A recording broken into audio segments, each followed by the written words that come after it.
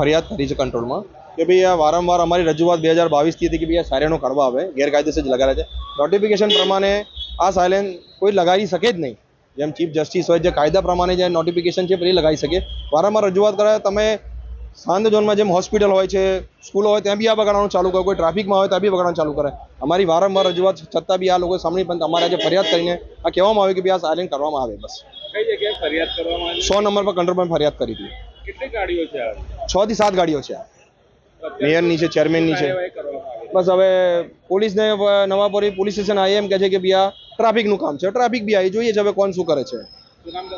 કિશોર શર્મા, વિશ્વામિત્ર બચાવ સમિતિના પ્રમુખ. અમે ફરિયાદ કંટ્રોલ રૂમમાં એટલા માટે કરી છે કે આ પદાધિકારીઓની ગાડીઓ પર સાયરન લગાડેલી છે, જે બિલકુલ ગેરકાયદેસર છે. ભારત સરકાર દ્વારા જારી કરવામાં આવેલા નોટિફિકેશનમાં આ લોકોનું ક્યાંય પણ સમાવેશ થતો નથી કે જે લોકો સાયરન લગાડી શકે એમ. છતાં પણ આ લોકો ગેરકાયદેસર રીતે સાયરનો લગાડેલી છે.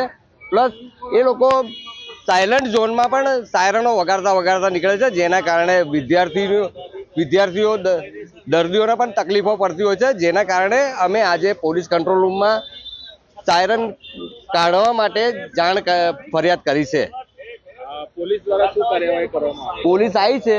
એ લોકો એવું કહે છે કે આ ટ્રાફિકનો વિષય છે, એટલે હવે એ લોકો આ ટ્રાફિકનો હવાલો આપે છે. ટ્રાફિકમાં પણ અમે જાણ કરી છે, એ પણ આવી રહ્યા છે. હવે જોઈએ છે હવે આગળ શું કાર્યવાહી કરે છે. કોર્પોરેશનના અધિકારી અને પદાધિકારી છે એમને પણ આ ગાડીઓ પર સાયરન લગાવે છે, અધિકાર એમને નથી. બિલકુલ જ ભારત સરકાર દ્વારા જારી કરવામાં આવેલા નોટિફિકેશનમાં આ લોકોનો ક્યાંય પણ સમાવેશ થતો નથી.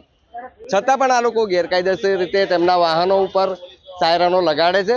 એટલા માટે અમે આજે પોલીસ કંટ્રોલ રૂમમાં સાયરનો કાઢવા માટે ફરિયાદ કરેલી છે. સાયરન ના લગાડે, નહીં કાઢે તો શું કરે? અમે આગળ પણ એને કંઈક કરીશું, પણ આ કઢાવીશું. શું નામ? સંજય વાઘેલા, વિશ્વામિત્રી બચાવ સમિતિ.